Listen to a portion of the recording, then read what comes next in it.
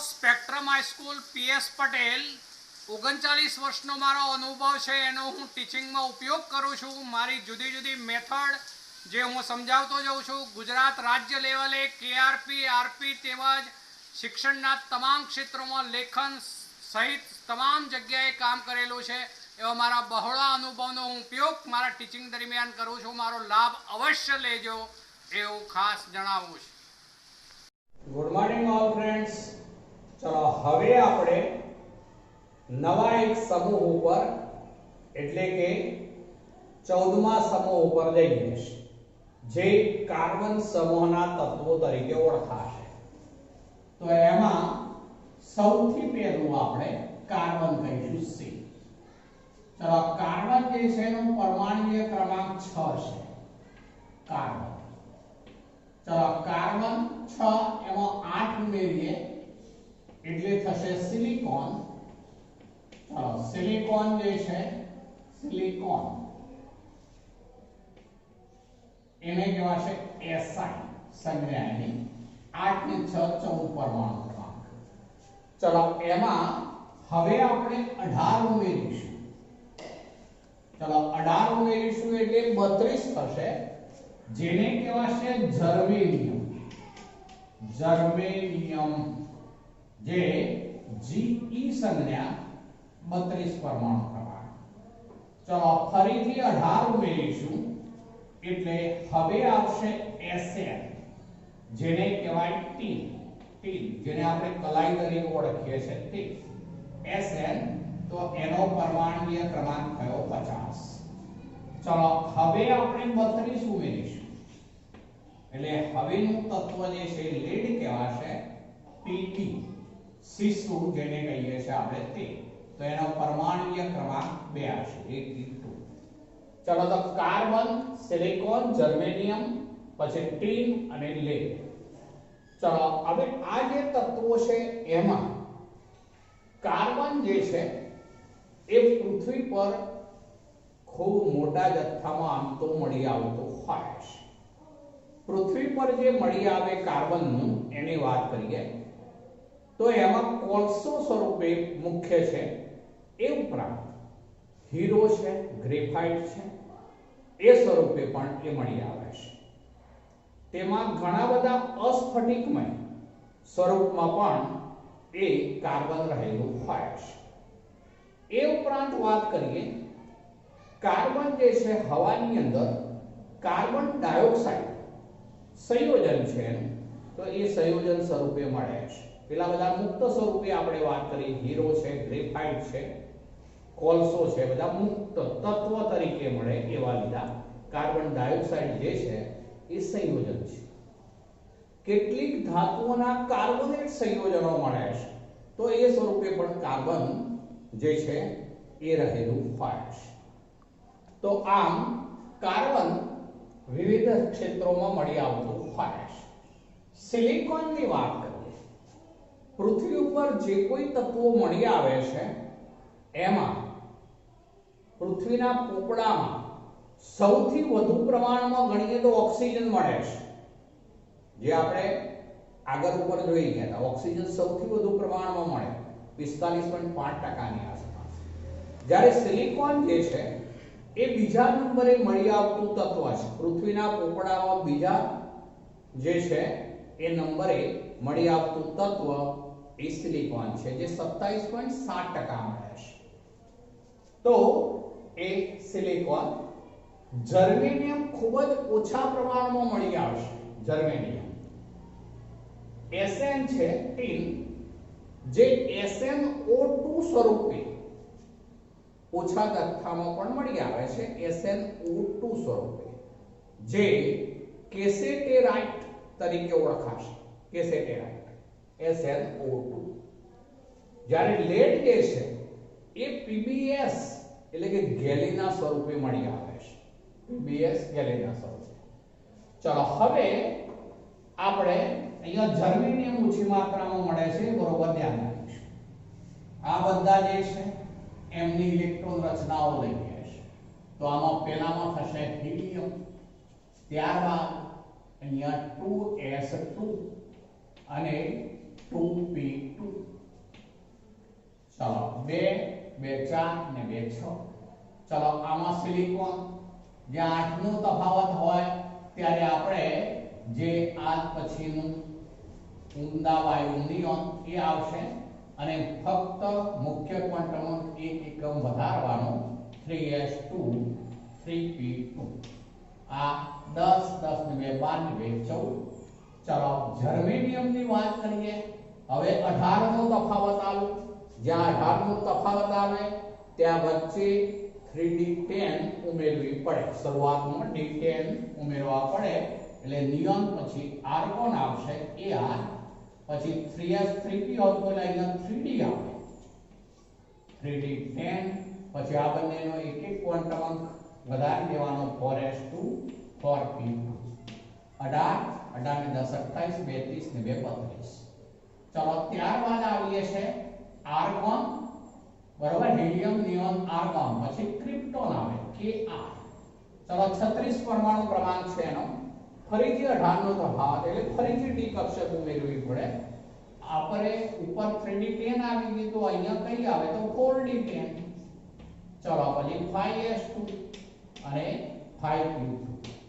આ 36 36 ને 10 46 46 ને 4 50. ચલો હવે 32 નો તફાવત આવે. અહીંયા ક્રિપ્ટોન પછી આવશે ઝેનોન xc 54 પરમાણુ ક્રમાંક છે જેનો. ચલો હવે જ્યાં 32 નો તફાવત આવે ત્યાં વચ્ચે એક કક્ષક પણ આપણે ઉમેરવી પડે તો આ કહેવાશે 4f14.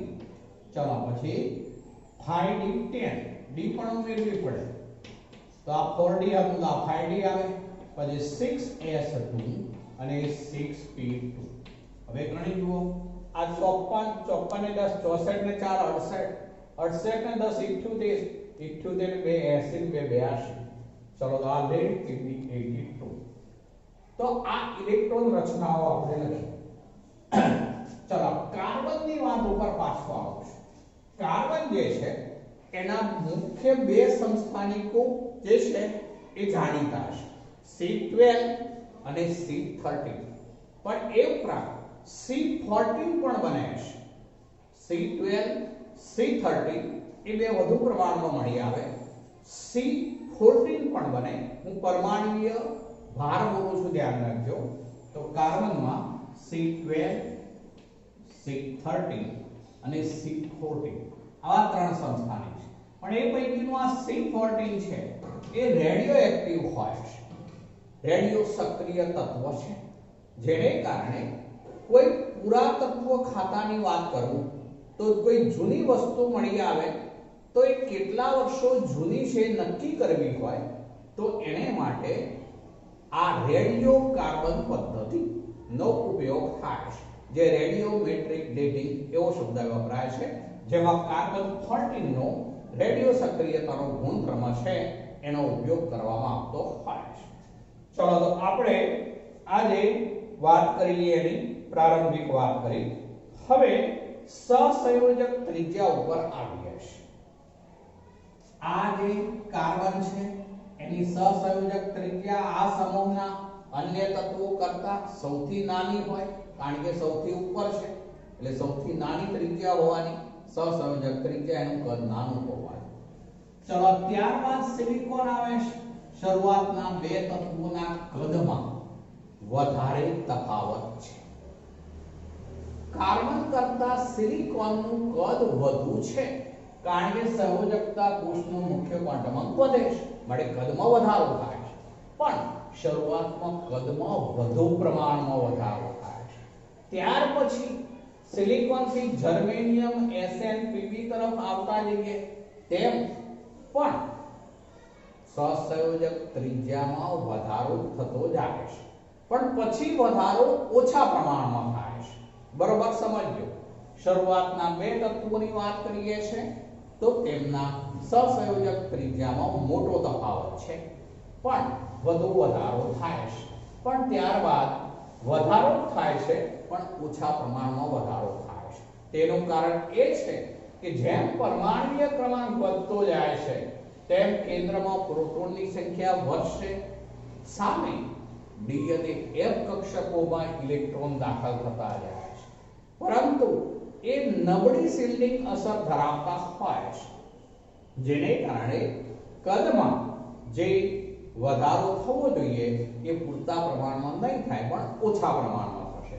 માટે સહસંયોજક ત્રિજ્યા અહીંયા પાછળના તત્વોમાં ઓછા પ્રમાણમાં વધારો જોવા મળશે. ચલો આયનીકરણ એન્થાલ્પીની વાત કરીએ તો 13મા સમૂહના તત્વોની સાપેક્ષમાં 14મા સમૂહના તત્વોની આયનીકરણ એન્થાલ્પીના મૂલ્યો વધુ હોય છે. કેમ એવું બનવાનું મિત્રો? 13મા સમૂહમાં જે પ્રમાણીય ક્રમાંક હોય એ આમના કરતા ઓછો હોવાનો દરેકમાં, જેને કારણે 13મા સમૂહ પછી 14મા સમૂહ ઉપર જઈએ ત્યારે એક એકમ પરમાણુય ક્રમાંક વધવાનો, એટલે કેન્દ્રમાં પ્રોટોનની સંખ્યા વધવાની. ચલો કેન્દ્રમાં પ્રોટોનની સંખ્યા વધે માટે સંયોજકતા ઇલેક્ટ્રોનનું કેન્દ્ર તરફનું આકર્ષણ બળ વધે અને માટે એમાં ઇલેક્ટ્રોન દૂર કરવા મુશ્કેલ બને, વધારે ઉર્જા આપવી પડે. માટે 13મા સમૂહની સાપેક્ષમાં 14મા સમૂહના જે તે આવર્તના તત્વોની આયનીકરણ એન્થાલ્પીના મૂલ્યો ઊંચા હોય છે, વધુ હોય છે. ચલો અહીંયા આપણે 4 ઇલેક્ટ્રોનના સંદર્ભમાં વાત કરવી પડશે. એટલે પ્રથમ આયનીકરણ એન્થાલ્પીની વાતના સંદર્ભમાં આવું કહી શકીએ કે 13મા સમૂહ કરતા 14મા સમૂહના તત્વો માટે પ્રથમ આયનીકરણ એન્થાલ્પીના મૂલ્યો વધુ હોય છે. મેં આ પ્રથમ આયનીકરણ એન્થાલ્પીની ચર્ચા કરી છે. પણ હવે આપણે આગળ નવા મુદ્દા ઉપર આવીએ છીએ તો વિદ્યુત ઋણતા.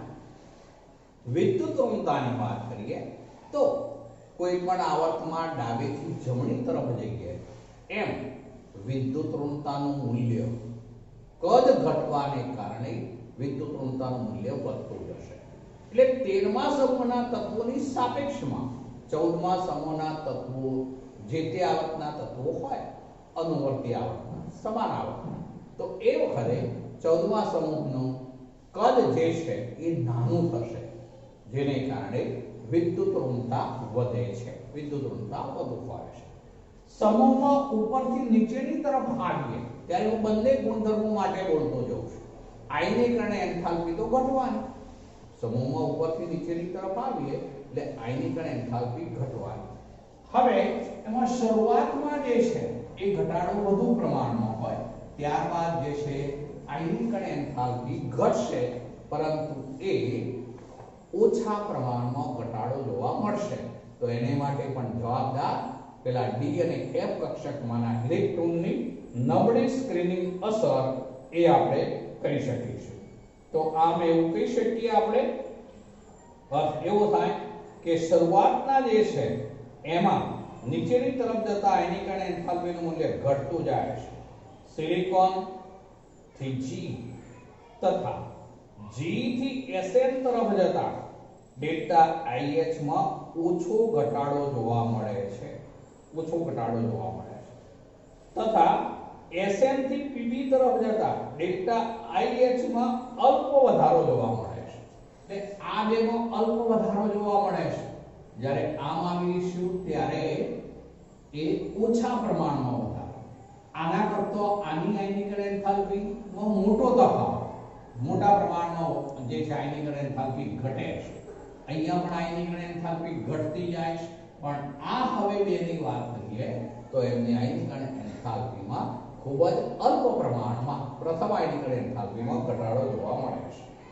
ચલો વિદ્યુત ઋણતાની વાત પણ ઉપરથી નીચેની તરફ આવીએ કદ મોટું થતું જાય, કદ મોટું થતું જાય વિદ્યુત ઋણતા ઘટતી જાય. તો આમ આવીશું એમ વિદ્યુત ઋણતા ઘટતી જાય છે. ચલો ભૌતિક ગુણધર્મો ઉપર આવીએ તો આમાં શરૂઆતના બે તત્વો છે કાર્બન અને સિલિકોન, એ બંને અધાતુ તત્વો છે. ત્યાર પછી જર્મેનિયમ જે છે અને ટીન, જર્મેનિયમની વાત કરું છું તો જર્મેનિયમ એ ઉપધાતુ તત્વ છે અને ત્યાર પછીના બંને ટીન અને લેડ એ ધાતુ તત્વો તરીકે વર્તે છે. ફરીથી બોલું છું, કાર્બન અને સિલિકોન એ બંને જે છે એ અધાતુ તત્વો છે. જર્મેનિયમ જે છે એ ઉપધાતુ છે, જ્યારે ટીન અને લેડ એ આમ તો નીચા ગલનબિંદુ ધરાવતી નરમ ધાતુઓ છે. ચલો સમૂહ 14 ના તત્વોના ગલનબિંદુ અને ઉત્કલન બિંદુ તેમના અનુવર્તી 13મા સમૂહના તત્વોના ગલનબિંદુ કે ઉત્કલન બિંદુ કરતા વધુ હોય છે. ચલો હવે આવું છે આપણે રાસાયણિક ગુણધર્મો ઉપર. રાસાયણિક ગુણધર્મોમાં ઓક્સિડેશન અવસ્થાઓની વાત કરીએ છીએ તો આ સમૂહના તત્વો મોટા ભાગે સંયોજકતા કોષમાં NH2NP2 પ્રકારની રચના ધરાવતા હોવાથી NH2NP2 પ્રકારની રચના ધરાવતા હોવાથી તેઓમાં જે છે એ +4 સંયોજકતા ખાસ કરીને જોવા મળશે. કાર્બનની વાત કરું અને બાકીના તત્વોમાં પણ સાથે વાત કરું તો +4 ઓક્સિડેશન અવસ્થા તો ખરી જ, પણ એ ઉપરાંત એમાંથી બે બાદ કરીએ તેવી એટલે કે +2 ઓક્સિડેશન અવસ્થા પણ જોવા મળે છે. પણ એમાં શરૂઆતના તત્વોમાં +4 ઓક્સિડેશન અવસ્થા વધુ પ્રમાણમાં, જેમ નીચે આવીએ એમ +4 ઓક્સિડેશન અવસ્થાની સ્થાયીતા ઘટતી જાય છે. જ્યારે +2 ઓક્સિડેશન અવસ્થાની સ્થાયીતા નીચેની તરફ આવીએ એમ વધતી જાય છે એવું આપણે કહી શકીશું.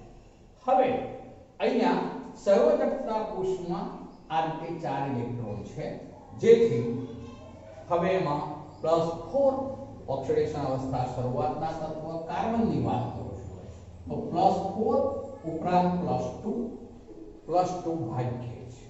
નહીં જોવા મળે એમ નથી કહેતા, પણ બહુ ઓછા પ્રમાણમાં રેડ દિશામાં +4 +2, પણ કાર્બન જે છે એ -4 ઓક્સિડેશન અવસ્થા પણ દર્શાવે છે. આપણે ચેપ્ટરની શરૂઆતમાં કોમન જોઈ ગયા હતા, યાદ કરો. એમાં કાર્બનમાં +4 +2 અને -4 પણ જોવા મળે છે. દાખલા તરીકે CCl4 લઈએ, કાર્બન ટેટ્રાક્લોરાઇડ, તો એમાં Cl- છે, માટે કાર્બન +4 છે એ વખતે, પણ CH4 લઈએ છે તો એમાં કાર્બન એ -4 છે. તો આમ કાર્બનમાં +4 -4 અને બહુ ઓછા કિસ્સામાં +2 પણ જોવા મળશે. સિલિકોનમાં ખાસ કરીને +4 વધુ પ્રમાણમાં જોવા મળશે. GSN અને Pb એમાં જે છે એ આપણે +4 જે છે એની સ્થાયીતા કહીએ તો ઓછી થતી જશે, +2 ની સ્થાયીતા વધતી જશે. +2 માટે G કરતા Sn માં સ્થાયીતા વધુ અને Sn કરતા પણ Pb માં સ્થાયીતા વધુ. હવે એને કારણે એવું બનવાનું, માનો કે આપણી પાસે Sn ની વાત કરીએ, Sn2+ વાળું કોઈ સંયોજન છે તો એનું Sn4+ માં ઓક્સિડેશન થશે, માટે એ વખતે તે રિડક્શન કરતા તરીકે વર્તાય છે. ફરીથી બોલું છું, Sn આપણી પાસે 4+ વાળું 2+ વાળું સંયોજન છે, માનો કે 2+ વાળું, એનું Sn4+ માં રૂપાંતર થાય ત્યારે એનું પોતાનું ઓક્સિડેશન થયું, માટે એ વખતે રિડક્શન કરતા તરીકે વર્તે છે. જ્યારે Pb ની અંદર વાત કરીએ તો એમાં +4 હોય તો એનું +2 માં રૂપાંતર થાય. +4 નું +2 માં રૂપાંતર એટલે શું થયું? તો રિડક્શન થયું, એનું પોતાનું રિડક્શન, માટે તે ઓક્સિડેશન કરતા તરીકે વર્તે છે. અર્થ એવો થયો, ફરીથી બોલું છું, ધ્યાન રાખજો, Sn2+ એ રિડક્શન કરતા બોલું છું, જ્યારે Pb જે છે 4+ તો એ ઓક્સિડેશન કરતા તરીકે વર્તે છે. અર્થ એવો થશે. ચલો અહીંયા આપણે ઓક્સિડેશન સ્થિતિઓના સંદર્ભમાં વાત કરી રહ્યા છીએ તો એમાં જર્મેનિયમ જે છે એમાં +4 ઓક્સિડેશન અવસ્થા સ્થાયી સ્થિતિમાં જોવા મળશે. ભારે તત્વોમાં +2, ચલો એમાં G is less than Sn is less than Pb, એટલે અર્થ એવો થયો કે Pb માં +2 સૌથી વધુ સ્થાયી. અર્થ એવો થશે. ચલો એને કારણે આવું જોવા મળતું હોય છે. હવે જે શરૂઆતનું તત્વ કાર્બન છે એમાં D કક્ષકોનો અભાવ છે, માટે કાર્બન વધુમાં વધુ 4 જ સંયોજકતા દર્શાવી શકે. કાર્બન 4 કરતા વધુ સંયોજકતા દર્શાવી શકે નહીં જ, જ્યારે બાકીના જે તત્વો છે એ 4 ઉપરાંત 5 6 બંધ પણ બનાવી શકશે, કારણ કે તેમાં ડી કક્ષકો ઉપલબ્ધ છે. દાખલા તરીકે સિલિકોનની વાત કરીએ તો એ સિલિકોન જે છે એ SiF6 બનાવી શકે છે, કારણ કે એમાં ખાલી ડી કક્ષકો ઉપલબ્ધ છે, માટે તે SiF6 ટાઈમ પણ ઉપર વીજભાર લખવું પડશે 2 તો એવું સંકીર્ણ એ બનાવશે. એ જ રીતે G ની વાત કરીએ તો GCl6 ટાઈમ આ 2 તો એ પણ બનાવી શકે છે. ચલો એ જ રીતે Sn ની વાત કરીએ તો એ હાઇડ્રોક્સાઇડ બનાવે છે SnOH6 ટાઈમ 2 તો આમાં SN4+ છે, અર્થ એવો થયો આમાં G4+ છે, આમાં Si4+ છે. સ્પષ્ટીકરણ કરી દઉં છું, બધી +4 ઓક્સિડેશન અવસ્થાઓ વાળા છે. તો એમાં આ રીતે જે છે એ ફ્લોરાઇડ, ક્લોરાઇડ, હાઇડ્રોક્સાઇડ જેવા સંકીર્ણ સંયોજનો બનવાનું કારણ તેમાં રહેલી ડી કક્ષકો ઉપલબ્ધ બનતી હોવાથી તેમાં S કક્ષકમાંના 2 ઇલેક્ટ્રોન એ આગળની ડી કક્ષકમાં જે છે એ અયસ્ક સ્થિતિમાં જઈ શકવાની ક્ષમતા ધરાવશે, માટે ડી કક્ષકોનો ઉપયોગ જે છે એ બંધ રચનાઓમાં થઈ શકે છે, અને માટે તે આ રીતે 4 કરતા વધુ સવર્ગાંક પણ દર્શાવી શકે છે. ચલો એમાં આ દરેકની અંદર જે છે 6 છે, માટે બધામાં સંકરણ લઈએ તો એ sp3d2 થયેલું હોય છે. આ બધામાં sp3d2 સંકરણ થયેલું હોય છે. ચલો હવે લઈએ છે ઓક્સિજન પ્રત્યેની પ્રતિક્રિયાત્મકતા. ચલો આ સમૂહના જે તત્વો છે એને હવામાં સળગાવવામાં આવે ત્યારે તે ઓક્સિજન સાથે સંયોજાય તેઓ MO પ્રકારના તેમજ MO2 પ્રકારના બંને પ્રકારના ઓક્સાઇડ સંયોજનો બનાવે છે. પહેલા હું MO2 ની વાત ઉપર આવું છું, MO2 પ્રકારના ઓક્સાઇડની વાત કરું છું.